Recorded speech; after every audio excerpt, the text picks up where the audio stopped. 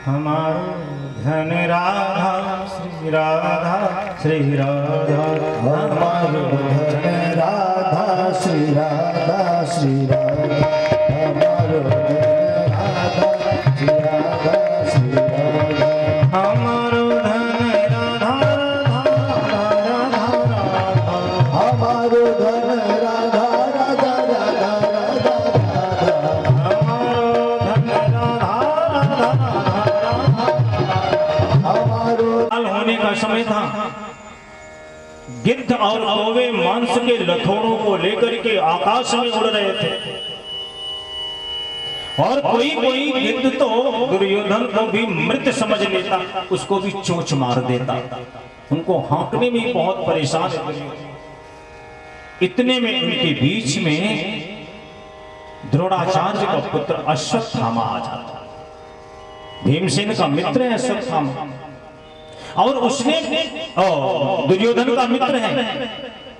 उसने दुर्योधन की ऐसी दुर्दशा आज के पहले कभी नहीं देखी थी। उसने तो दुर्योधन का वैभव देखा था। दुर्योधन से कहता, मित्र बोलिए तुम्हारे लिए क्या कर सकता हूं, क्या आदेश है? दुर्योधन ने कहा, अब मेरे लिए करने को बचा ही क्या है, अब क्या करोगे मेरे लिए? क्यों? जो कहिए सो कर दे।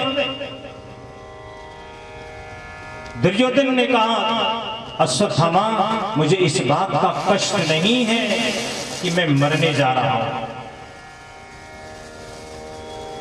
मुझे इस बात का भी कष्ट नहीं है कि हम पराजित हो गए, लेकिन सबसे ज्यादा कष्ट इस बात का है कि मैं 100 भाई और पांडव केवल 5 भाई, और हम 100 भाई में से एक भी नहीं बचे, 100 के 100 मृत हो गए। पांडव केवल 5 भाई थे, 5 में से एक भी नहीं मरा, पांचों जिंदा है। अगर एक भी मर गया होता तो कुछ तो आत्मा को शांति मिलती। अश्वत्थामा ने कहा, बस इतनी छोटी सी बात, 5 को मार के लाता हूं, 5 को मारूंगा। अब तो दुर्योधन लगा देखने अश्वत्थामा को। अश्वत्थामा, अरे पांडव हैं वो, कोई पराजित नहीं कर सका उनको। बोले 5 को मारूंगा और अगर विश्वास ना हो तो सर काट के लाऊंगा, देख लेना। दुर्योधन ने कहा, अश्वत्थामा तो लग रहा है जैसे गाजर मूली काटने जा रहा है पांडवों को काटने। बोले हाँ, लेके आता हूं, देख लो। क्रोध से एकदम लाल पीला होकर के अश्वत्थामा जाता है। सायंकाल का समय था, 5 पांडव विश्राम कर रहे थे बिस्तर पर। कन्हैया आते हैं, पांडवों को जगा करके लेकर के चले जाते हैं। चलो विजय की पहली रात है, तुम लोग सोते हो, चलो विजय जुलूस निकाले, क्योंकि जाओ राखे साय। कौन उसका क्या कर सकता है? और उसी बिस्तर पर द्रौपदी के 5 पुत्र थे, 5 जाकर के लेट गए। और वो कैसे थे? द्रौपदी द्रौपदी के 5 पुत्र एकदम पांडवों की तरह ही शूरवीर थे। अश्वत्थामा पहचान नहीं पाया, द्रौपदी के 5 पुत्रों का सिर काट लिया पांडव समझ के। दुर्योधन पूछेगा तो जवाब देना है, तो चलो 5 सिर साथ में लिए चलते हैं। अट्टहास करता हुआ आया, अरे मित्र ये लो, 5 को मार दिया। क्या बोलते हो अश्वत्थामा? मुझे पता था विश्वास नहीं करोगे, ये लो देख लो। 5 का सिर लेकर के आया। जैसे ही दुर्योधन ने द्रौपदी के 5 पुत्रों के सिर को देखा तो रोने लगा। अरे ये तूने क्या किया अश्वत्थामा? अरे मेरी दुश्मनी तो पांडवों से थी, द्रौपदी के 5 पुत्र का वध करके तो तूने मेरे वंश का ही अंत कर दिया, अब तो मुझे तर्पण देने वाला कोई नहीं रहेगा, अब तो मुझे पिंड दान करने वाला भी हम लोगों को कोई नहीं। ये तूने क्या किया अश्वत्थामा, और सर फटक करके मर जाता है। और दूसरी तरफ तो लाखों लोग जुटे हैं, बीच में द्रौपदी कर्ण क्रंदन करती है, द्रौपदी रो रही है, सभी कहते राम राम राम राम।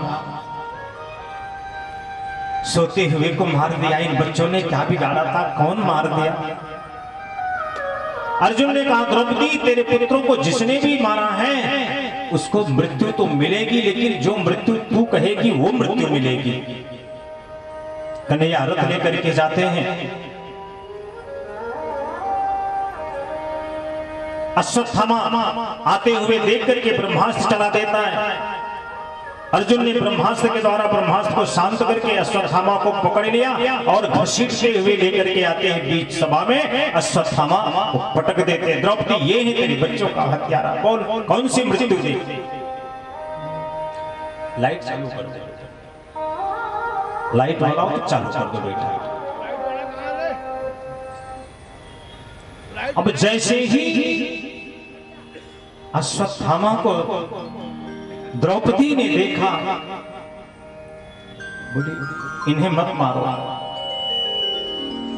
इन्हें मत मारिए, ये तो गुरु पुत्र है, ये तो ब्राह्मण पुत्र है। कि मुच्यता मुच्यता में सा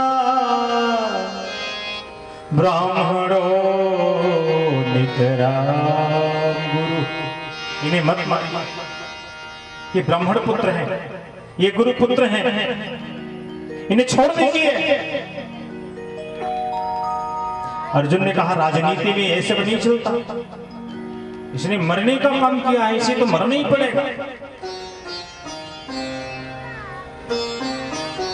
द्रौपदी ने कहा नहीं, अगर इनको मारने से मेरे पांचों पुत्र पूरा जीवित हो जाए तो मार दो, ब्राह्मण है, ब्राह्मण की कभी दैहिक हत्या नहीं करनी चाहिए।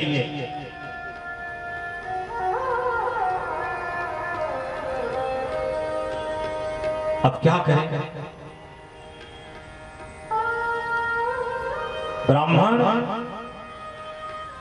का सामाजिक परित्याग किया जाता है,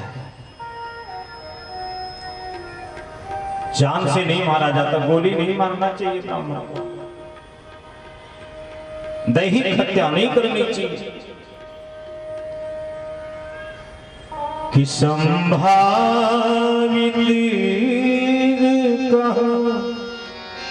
अपजस लाहो मरण कोटि सम दारुण, इनकी हत्या ना अपमानित थे। अब द्रौपदी कहती मारना नहीं है इनको, गुरु पुत्र हैं, क्योंकि जैसे मैं अपने पुत्रों के लिए रो रही हूं, मेरी गुरु माता भी अपने पुत्र के लिए रोएगी। अरे मेरा कोई नहीं, मेरे पुत्र नहीं तो मेरे 5 पति हैं, माता गौतमी का इनके अलावा कौन है? गुरु भगवान तो पहले ही आपके युद्ध में मारे जा चुके, बुढ़ापे की यही लाठी है, इन्हें मत मारो। युधिष्ठिर ने कहा और अर्जुन ने कहा युधिष्ठिर से कि दादा द्रौपदी तो मना करती मारने से, ब्राह्मण है, ब्राह्मण को मारना नहीं चाहिए। युधिष्ठिर ने कहा जो धर्म के अनुरूप हो वही काम करो, ना मैं मारने को बोलूंगा ना छोड़ने को बोलूंगा, लेकिन जो धर्म के अनुरूप हो। वैसे द्रौपदी सही कहती है। भीम दादा से पूछते, भीम दादा बताओ द्रौपदी को मार, ये अश्वत्थामा को मारना चाहिए कि नहीं मारना चाहिए? भीम ने कहा तू छोड़ेगा तो मैं मार डालूंगा, इसने मरने का ही काम किया है, इसको तो मरना ही है।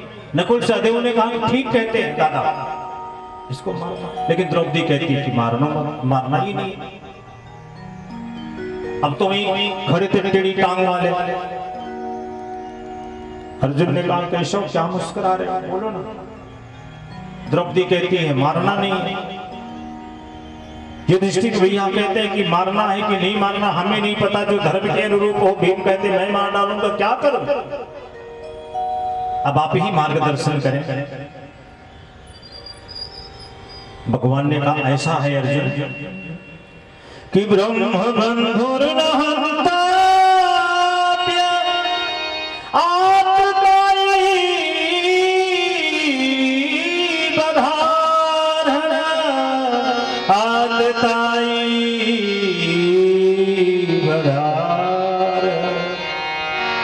मयैवो भवानातं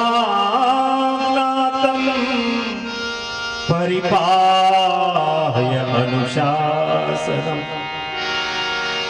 सुनिए,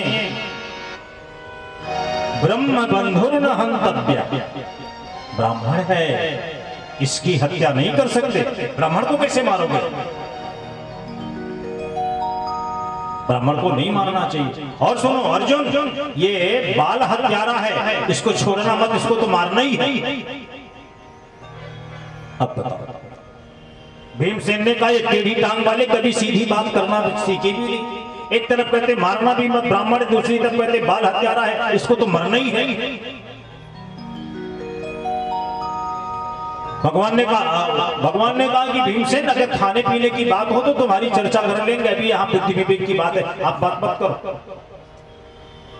विनोद करते भगवान भीमसेन से। अरे अर्जुन है, इसको हमने गीता सुनाया है, मेरी बात को अर्जुन समझेगा। क्योंकि पूजिय विप्र सकल गुणहीना, सकल गुणहीना। एक काम तो करो, ब्राह्मण की पूजा करो,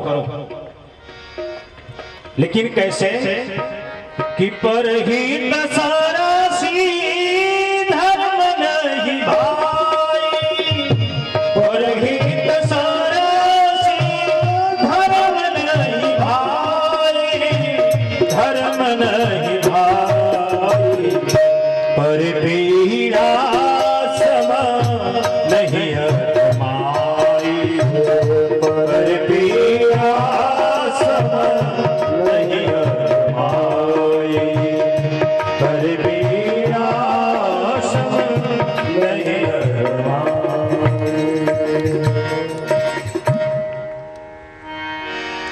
अब अर्जुन समझ गए कि मुझे क्या करना है। अर्जुन ने अश्वत्थामा के मस्तिष्क तेज को निकाल करके उसकी आधी दाढ़ी आधी मूछ मोड़ दिया, आधा बाल मोड़ दिया और धक्के मार करके निकाल दिया। किसी सम्मानित व्यक्ति के लिए इससे बड़ी सजा और क्या हो सकती है? लाखों के बीच में धक्के मार करके निकाल दिया।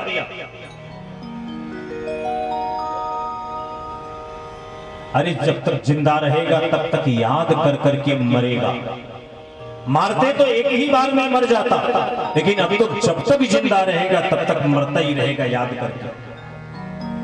राम राम राम राम। हाँ, इतनी बड़ी सभा में इतनी बड़ी बेइज्जत कर दिया। ये जो हमारे नेता लोग होते हैं ना, जिनको हम लोग चुनाव वोट दे करके विधानसभा लोकसभा में भेजते, टीवी में देखिए तो जैसे कुत्ता बिल्ली लड़ते हैं वैसे लड़ते, वहां पे जूता चप्पल से मारते एक दूसरे से। देखेंगे नहीं टीवी? चप्पलिया ही हो तो। अरे छोटे छोटे बच्चे अपने क्लास में भी इस ढंग से नहीं लड़ते जितना वो जाकर के लोकसभा विधानसभा में लड़ते, चप्पल चप्पल मार। अबे हालत आज में भाई। एक छोटी सी बात बताए, हमने भी देख लिया, मोबाइल में, टीवी तो मिलती नहीं, हम लोग तो घूमते रहते हैं भैया। मोबाइल में देखा जैसे, अच्छा हमारे यूपी वाले कितना हाथ उठाओ, सब झेलेगा सब। हम सब जब बहुत छोटे थे गुरुजी, जब बहुत छोटे थे तो खेलते थे तो हमें चिढ़ाई, हुर्र है ऐसा कहते थे, हुर्र है, पता नहीं इसका अर्थ क्या होता है, लेकिन हुर्र है कहते थे। आज लगभग हमको 37-38 साल बाद वही देखने को मिला। लोकसभा में पता नहीं कौन एक नेता था, वो उपराष्ट्रपति को कह रहा था हुर्र है, हुर्र है, हुर्र है। इतने दिन बाद हमको दिखाई पड़ा, हमको याद आ गया अपना बचपना। हाँ। तो वहां पर तो जूते चप्पल की मारपीट होती। हाँ, बाहर आए विधायक जी का कोई काला डोरर पकड़ करके ठेल दिया, गिर पड़े थे बेचारे। बाहर निकले तो उनके पियारों ने कहा राम राम राम राम, इतनी बड़ी बेइज्जती, इतनी बड़ी सभा में आपकी इतनी बड़ी बेइज्जत कर दिया। बोले ये कौन सी सभा है, ये तो छोटी मोटी सबुल्ली है। अरे हम तो बहुत बड़ी बड़ी सभा से ऐसे कागज हार के निकल आए, कोई नहीं जानता। ये सबुल्ली की बात करते हो। जय जय श्री राम। अरे किसी सम्मानित व्यक्ति के लिए इससे बड़ी मृत्यु और क्या हो सकती है, जितनी बड़ी मृत्यु मिलती है। सज्जनों, अब तो अश्वत्थामा के हृदय में जैसे आग लग जाए निकलने के बाद। इतना बड़ा अपमान किया। अरे पांडवों के वंश को निर्वंश ना कर दो तो मैं भी द्रोण पुत्र अश्वत्थामा नहीं। फिर याद है, अरे अब पांडव के वंश में है ही कौन, यही 5 थे, इनको हमने मार ही दिया। कोई नहीं। अरे याद आ गई, जिस समय अभिमन्यु युद्ध करने आया था तो उसकी पत्नी उत्तरा, अरे अरे वो गर्भवती थी, अब तो होने वाला भी होगा पुत्र। बाकी है, अभिमंत्रित करके पुनः ब्रह्मास्त्र चला देता है, ब्रह्मास्त्र चला देता है। क्योंकि ऊंचे निवासी नीच कर दूती, ऊंचे निवासी नीच कर दूती, नीच कर दूती, देखी न सकही पराई भूति, देखी न सकही पराई भूति, देखी न सकही पराई भूति। ये क्या बोलता है, टक से गाएगा। जैसे चौथे दिन गुब्बारा फूटता है ना, वैसे हमको लगता है अभी से आपको याद दिला रहा है कि परसों जन्म है। फट से बोलता है परसों जन्म है ना, परसों जन्मोत्सव है, बढ़िया से मनाया जाएगा जन्मोत्सव। हम थोड़ी ना मनाएंगे, पता नहीं बढ़िया मनाओगे कि बढ़िया नहीं मनाओगे, मनाना आप लोगों को। लेकिन आप लोगों को देख करके लग रहा है कि बढ़िया ही मनाओगे। हमको तो बस यही है, यजमान है हमारे, माने यशोदा और नंद बाबा स्वरूप बैठे हैं दोनों। आप लोग विलंब से भी आते तो हम इन्हीं दोनों लोगों को कथा सुनाते रहते हैं। और अगर ये भी आगे पीछे हो जाए तो हम तो शांता सुखाए तुलसी रघुनाथ गाथा अपने आनंद के लिए कथा करते। हमने कहा 3 बजे बैठेंगे, खूब कथा बोलेंगे, हमको अच्छा लगता है कथा बोलना, और हमारी कथा सुनकर के आपको भी अच्छा लगे, इसमें तो डबल फायदा हमारा है। तो आप लोग बढ़िया से आना, पीली पीली साड़ी पहन के, टाफी उफी लेकर के आना, लुटाना, जो जो इच्छा हो लुटाना, और बधाई गाना। बधाई एक ऐसा शब्द है कि इसका 3 अर्थ होता है। बधाई गाई जाती है, बधाई लुटाई जाती है, और बधाई पाई जाती है। आप लोग बधाई गाओगे, आप लोग बधाई लुटाओगे, हम लोग बधाई पाएंगे। यही बधाई का अर्थ है। बोले जय जय श्री राम। बहुत बढ़िया झांकी निकलेगी बाल कृष्ण की।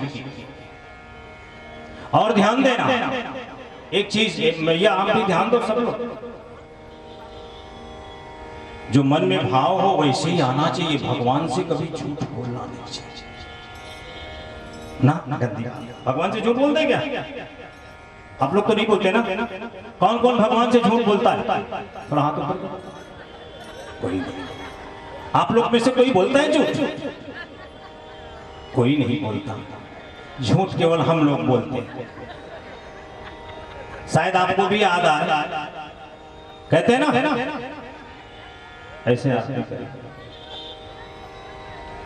हाथ जोड़ करके ना, रोज करते हैं आते हैं ना, तन मन धन सब तेरा, सब कुछ है तेरा, ओ स्वामी सब कुछ है तेरा, तेरा तुझको अर्पण प्रभु का, प्रभु को समर्पण क्या लागे मेरा। ओ जय जगदीश हरे। कहते कि नहीं कहते? कहते हो? तब समझ लो सब झूठ बोलते हो। अगर इसको गाते हो तो सबके सब झूठ बोलते हो। कौन कौन गाता है? सब सब और खूब साक्षी मान के कहते हैं जैसे तन मन धन सब तेरा। इसका मतलब क्या है? पूर्ण समर्पण हो गया, मेरा कुछ नहीं है प्रभु, तुम्हारे नाम में सब कुछ, तुम्हारे नाम के लिए ही, तुम्हारे लिए, मेरा क्या लेकर के आए थे? ये भाव है आरती का। लेकिन काफी मैया ऐसी होती है, यहाँ नहीं, सूरत की बात नहीं बता रहा, ना, हमारे प्रतापगढ़ की बात। आधा घंटा विलंब से पहुंचती है कथा में। जब तक बहू ला करके 1 रुपया 2 रुपया के सिक्का नहीं हाथ पे देगी तब तक नहीं आएगी। मान लो बहू ने कह दिया कि माई 10 रुपया लेके चली जाओ, अरे हाँ 10 रुपया लेके चले जाए, कोई एक दिन की बात है, 7 दिन पूजा होगी, 7 दिन की कथा है, तब तो 10 सत्ते 70। बूढ़ा माई आएगी नहीं जब तक 1 रुपया। अब छुट्टा है नहीं तो छोटा पोता गया दुकान से सामान खरीदने, वो 15 रुपये को अपन टाफी वोफी ले ले।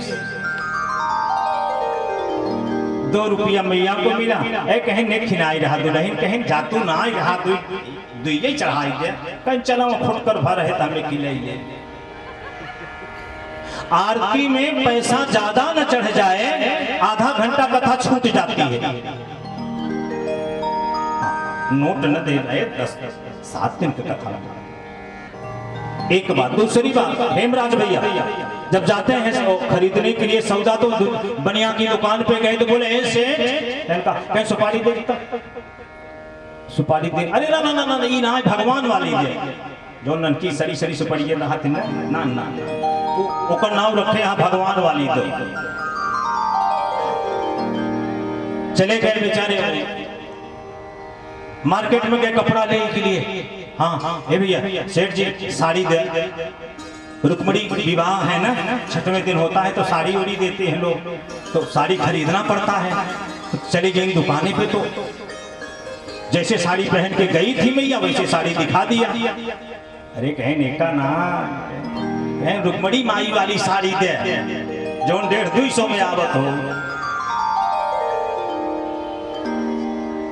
केले का ठेला लगा हुआ है, वो 50 रुपया दर्जन, 50 रुपया दर्जन, 15 रुपया दर्जन बुला रहे थे, कहीं भैया केला दे दो। अरे कहीं बाबू साहब तोहरे लाए ना ही नहीं, 15 रुपये क्या तो भी ना ही नहीं। अरे कहीं भगवान भी लग जाता ही देते सारा केला भगवान के लिए। और कहते क्या है, तन मन धन सब तेरा। सबसे खतरनाक लाइन यही है कि तेरा तुझको अर्पण प्रभु का, प्रभु को अर्पण क्या लागे मेरा। ओम जय जगदीश ना ऐसा। लेकिन आप लोग ऐसे थोड़ी, आप लोग जैसे हैं वो भी पता लग जाएगा। लेकिन यह है कि हम अपने यहाँ की बात करें, आप लोग तो शहर में हो, सब जानते हो नियम कानून। काफी मैया कह रही महाराज बड़ा ही चला, कहाँ देखा कुछ कहे जाता। हाँ तो हम बेलाई के ही प्रतापगढ़ से आए हैं ना, अभी है क्या? चला तब तो ठीक, काफी लोग देखिए अगर प्रतापगढ़ का रहने वाला है तो 4 जिला होकर पक्का हो जाता। सुल्तानपुर उनका रिश्तेदारी होता है, जौनपुर उनका रिश्तेदारी होता, और इलाहाबाद में जना ससुराल हो गई, ये सब रिश्तेदार भदोही तक जाई था बराते उराते ना। ये सब 4 जिला हमारा पक्का प्रतापगढ़ बड़का जिला है, हम वहां से आए। और प्रतापगढ़ अवध में है, हम लोग अयोध्या वासी भी हैं। प्रतापगढ़ तक राजधानी थी, अरे जौनपुर वाले भी अवध के ही हैं, ऐसा थोड़ी है। जय जय श्री राम। ये तो कुछ वहां की चर्चा अपने यहाँ के लोगों को सहूर हमने बताया।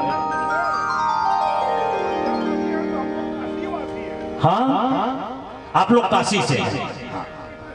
अब काशी का जिक्र चल रहा है हमारा। देखो अयोध्या का सब कंप्लीट हो गया, काशी का निर्माण हो रहा है, थोड़े दिन में मथुरा भी चलेंगे, कोई बात। जय जय श्री राम। जब तक मथुरा नहीं जाएंगे तो इनकी कथा कैसे पूरी होगी जी? ये सब चलता है। हाँ तो सज्जनों, अब जैसे ही ब्रह्मास्त्र चलाया, बीच बीच में थोड़ा चल जाता है ना, जैसे सीरियल भी देखते हो तो बीच में इंटरटेनमेंट हो जाता है। अश्वत्थामा ने जैसे ही उत्तरा के गर्भ में ब्रह्मास्त्र चलाया, उत्तरा विलाप करते हुए श्री कृष्ण के चरणों में जाकर के पड़ती, पाहि मां, पाहि मां, पाहि मां, मेरी रक्षा करो। कि पाहि पाहि महायोगिन देव देव जगतपते नान्यं तद्भयं पश्ये यत्र मृत्यु परस्परम। पाहि मां, हे प्रभु मेरी रक्षा करें, मुझे मेरे मरने का कोई डर नहीं है, लेकिन मेरे गर्भस्थ शिशु की रक्षा करें।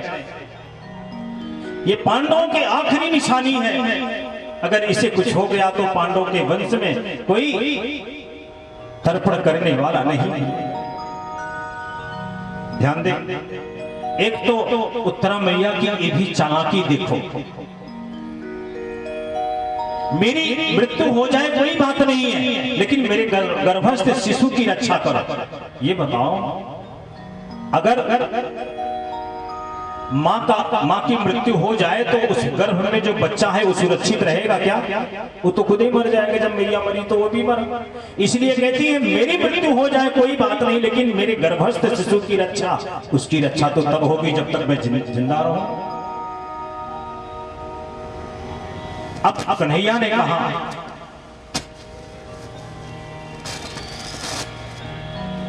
आर्गन से कुछ है।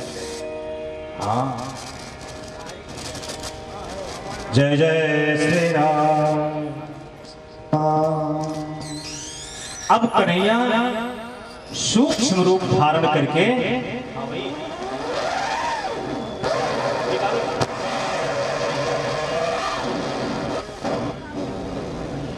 साउंड वाले हैं का?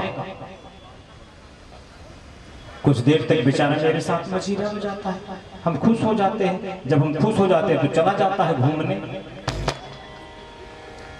और आवाज भी नहीं है वो सुन पा रहा।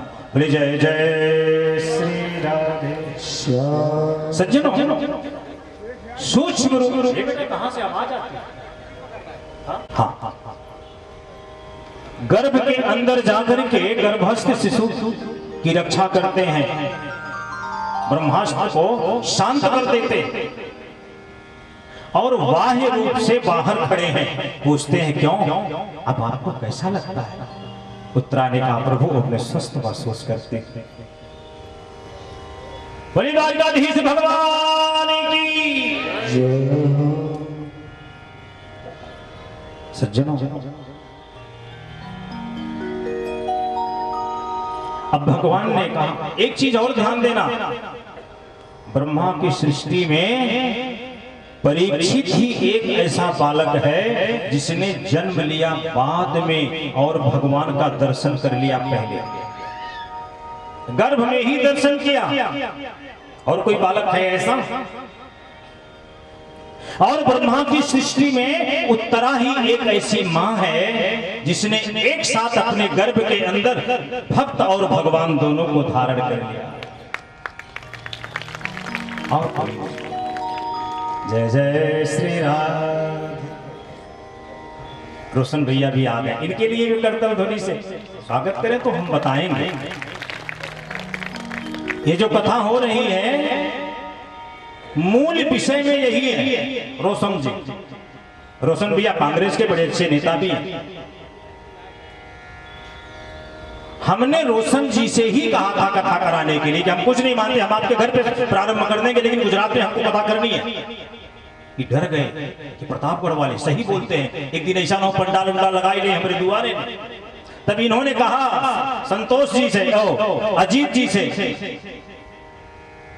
कि ब्राह्मण एकदम से आतुर है, अब इज्जत बचाओ, आप कराओ, जो होगा हम लोग साथ में हैं, आप तो कराते। तो पहले हम रोशन जी से ही मिले थे। जय जय श्री राम। श्याम रोशन जैसा नाम वैसा काम। भगवान ने कहा पांडवों से कि इतने दिन से हम द्वारिका वासियों से दूर हैं, वो लोग मेरे दर्शन के लिए परेशान हैं, अब मुझे जाने की अनुमति दीजिए। एक चीज ध्यान देना, जैसे भगवान के आगे भक्त की चालाकी नहीं चलती, वैसे भक्त के आगे भगवान की भी चालाकी नहीं चलती। ये सब जो कृत्य हो रहा था, इसको बड़ी सूक्ष्म दृष्टि से कुंती मैया देख रही थी। साहब कैसे सूक्ष्म रूप धारण करके मेरे पुत्र वधू के गर्भ में जाकर के उसके शिशु की रक्षा किया है, सब देख रही है। जैसे प्रभु जाने के लिए कहते हैं, हाथ जोड़ करके कुंती कहती है कि कृष्णाय वासुदेवाय देवकी नंदनाय च नंद गोप कुमाराय गोविंदाय नमो। ध्यान देना, आज कुंती मैया ने पहली बार कन्हैया को भगवान कह दिया।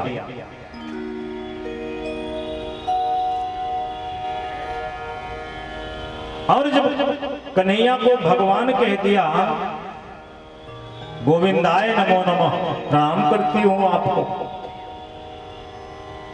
कन्हैया ने कहा बुआ,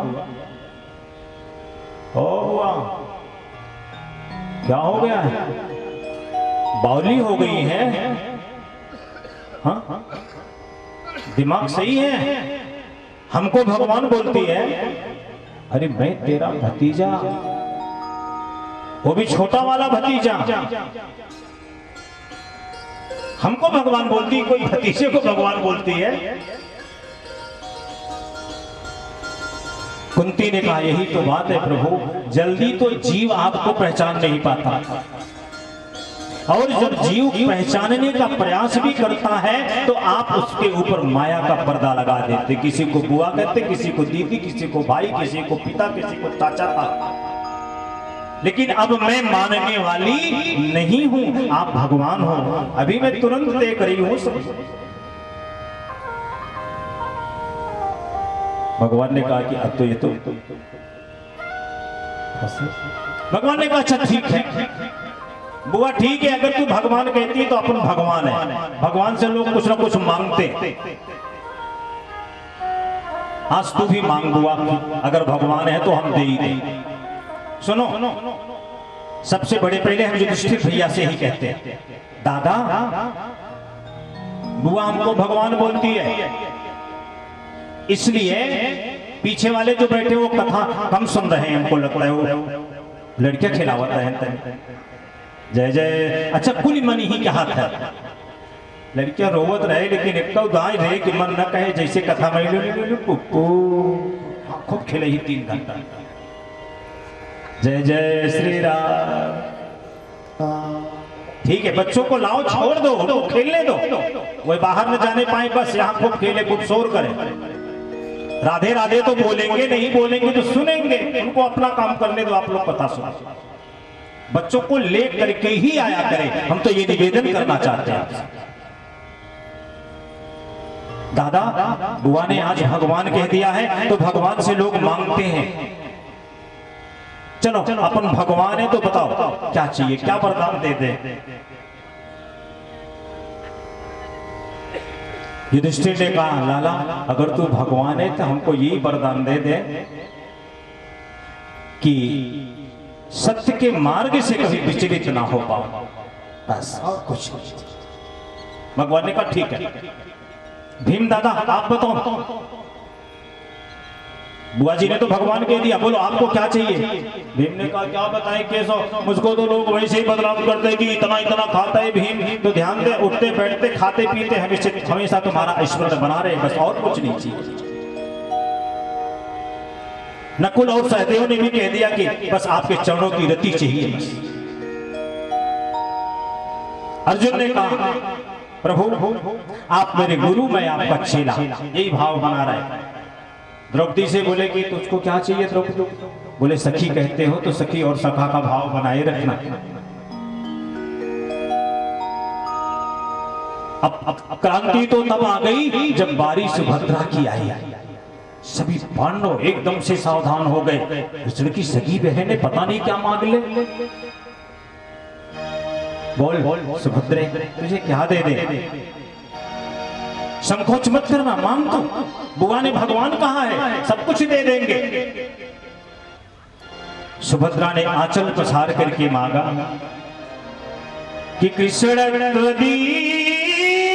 पद पंकज पंजराते दैव में विशद मानस राजहंसा, प्राण प्रयाण समय कफवात पित्तै कंठारोधन विधो स्मरणं कुतस्ते। क्या मांगती हैं? हे प्रभु कृष्ण त्वदीय पद पंकज पंजरांते अद्दैव में विशद मानस राजहंसा। हे प्रभु आपके जो चरण है वो मानस के हंस के चरणों के समान है, और मेरा मन उन चरणों में आपके चंगुल में ऐसा फंस जाए, ऐसे नहीं चंगुल हुआ होता ना हंस का, ऐसा फंसे कि फिर से निकल ही ना पाए। भगवान ने कहा पूरा खानदान ही आज पागल हो गया है। बुआ भगवान कहती है और ये चरणों की रति मांगती है। हाँ? पूरा परिवार एक जैसा, सबने भांग पी रखी है। बावरी कही कि इसी उम्र में मेरी भक्ति मांगती है। आखिर मेरी भक्ति लोग कब करते मालूम है? जब 32 दांत टूट के गिर जाता है। जब तक 21 दांत रहे गुरु जी अबे मंत्र डाल ले, छुटके नाती पिया हो जाए। एक ही घर सोचत ही पंडेसरा में ले ले ते इकट्ठा हुई कुछ घटने मंत्र ले भाई। अबे ढेर झूठ बोले बर्तन। हम कहे जब अबे तक झूठ बोल ले है तेकर गारंटी ना कि मंत्र के बाद झूठ नहीं बोल, तब तो परमिट बन जाए उड़े ज्यादा बोले। जय जय श्री राम। जब राम राम कहना होगा तो लाम लाम निकलेगा, तब मंत्र लेंगे। अबे के जान राम निकल जाए तब। जब कान से सुनना बंद हो जाएगा, जब भगवान का भजन तक नहीं सुन पाएंगे तो भजन करने में माला छूट करके वहां चली जाएगी, तब भजन करेंगे, तब मंत्र लेंगे, तब गुरु बनाएंगे, तब और दुनिया देखेंगे। हाँ? जब ये कमर 3 जगह से टेढ़ी हो जाएगी तब भजन करेंगे। जब अपने नहाने के लिए नाती से 1.5 घंटा रहती है, बेटवा दाई 2 पलटी पानी नहा ले, तो कह चुप रहते राजू, रोज हम नहाते नहीं है तो पर नहावा में बिल्कुल। तब गुरु मंत्र लेंगे, तब पूजा पाठ करेंगे। हाँ क्या करें, योग्य गुरु ही नहीं मिला। एक माता जी ने कहा गुरु जी से, महाराज से, अरे गुरु जी आप हमको मंत्र दे देते। अच्छा अभी तक आपने मंत्र नहीं लिया था भैया। बोले मंत्र तो लिए रहे गुरुजी, संगम में नहावन में गए रहे, मंत्र लिए रहे तो उन पर सवाल सुने थे हमारे गुरुजी पधार गए। अब बिना गुरु के ठीक ना ही ने तो हम दूसर गुरु की गुरुजी आए कथा सुनावे महाराज, तो हम गए मंत्र ले लिए। तो उन पर फोन आए रहा गुरुजी हमारे वो गुरुजी खत्म हो गए, ये मंत्र आप दे देते। महाराज कहन माता जी क्षमा करा, 2-4 साल हमका और कथा सुनावे दे, नहीं तो जैसी जैसी सब चले। जय जय श्री राम। जब सब कर लेंगे, जब सारी क्रियाएं बिस्तर पे होने लगेगी, तब हम एक योग्य गुरु बनाएंगे, तब भगवान। और तू बावरी कहेंगी इसी उम्र में मेरी चरणों की भक्ति मांगती है, तुझे पता नहीं मेरी भक्ति कब करनी चाहिए। हाँ, कम से कम 80 साल हो।